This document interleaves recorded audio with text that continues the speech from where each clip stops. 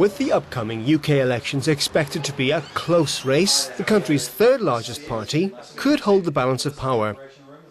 The troops come and go and deliver them. Labour and the Conservatives may need the support of the Liberal Democrats to form a government. Euronews spoke to Edward Davey, one of the frontbench MPs, who could very well end up joining a future cabinet. And they'll be about a 6-minute segment. If I could begin just by focusing on this term that's been used, the Liberal Democrats, the potential kingmakers and the formation of a new government, what does that mean for you as a party leading up to these polls? Well, as Nick Clegg, the Liberal Democrat leader, has said, the people are actually the kingmakers. It's an election, it's about democracy, and whatever the people vote, the politicians have got to represent that fairly. Therefore, it's not a question about Liberal Democrats deciding who is going to be the next government. We may well, if it's a balanced parliament, have a very powerful voice, and the more Liberal Democrat MPs there are, the more powerful that voice will be. But it's likely there'll be actually a winner in terms of one party having a clear mandate in terms of seats and votes, and therefore we would respect that wish of the British people.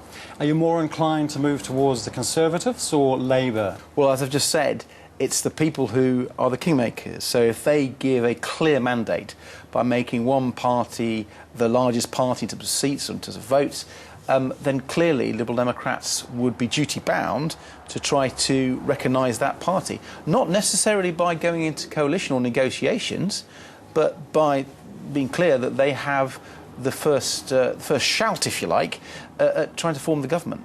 Surely that will be difficult for the Liberal Democrats in terms of your non-negotiable issues, perhaps, in terms of voters, Liberal Democrat voters, and what they expect of your party. Well, as I say, there may not be any negotiations because, first of all, the other party would want to negotiate and it might decide it wants a minority government. Many countries around the world have minority governments, and with the executive not having a majority in Parliament. So the others may not want to talk to us. But you're right to say that if they were talking to us, or if we're asked to vote on Queen's speeches and budgets and the rest of it, we will have some very clear demands which Liberal Democrat MPs have been elected to represent. There are some voters who might say, and Liberal Democrat voters who might say, that your party needs to be more transparent when it comes to spelling out before the election who could be your coalition partner. Well, we're being transparent both about how we'd make the choice and the policy priorities.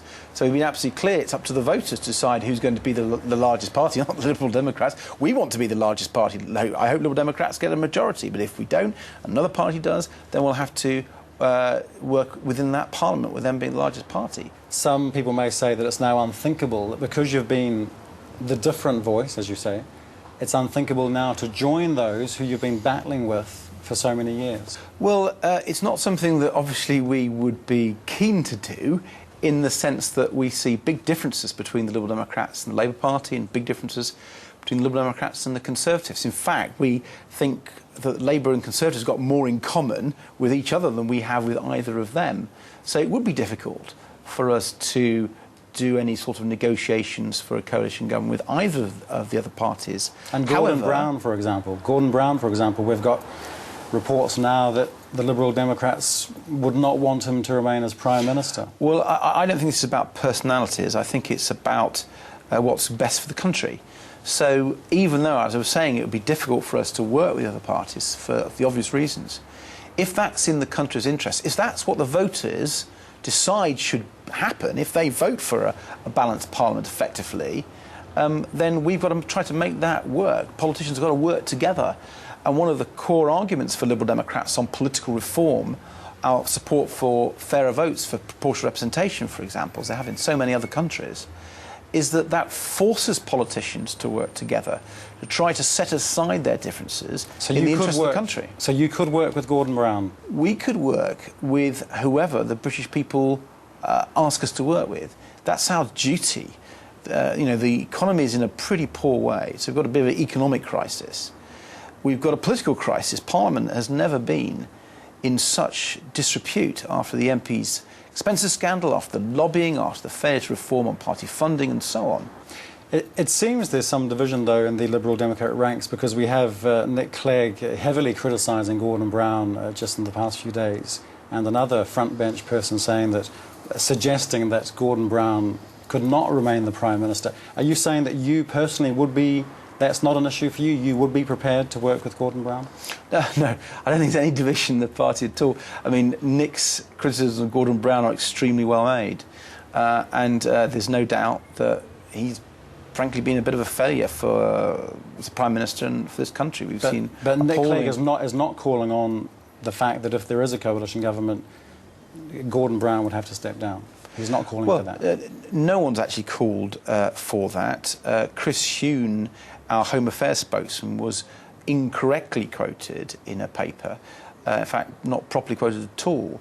He was talking about what happened in the 1940s, when Britain had to put together a wartime coalition and what that meant in terms of the leaders of different parties. And some people have tried to extrapolate from the 1940s to the year 2010, and I'm afraid that's inevitable given the closeness of this election. This is a very close election, and people are interpreting and over-interpreting what people say. I think the Liberal Democrats are clear. We're not impressed by Gordon Brown.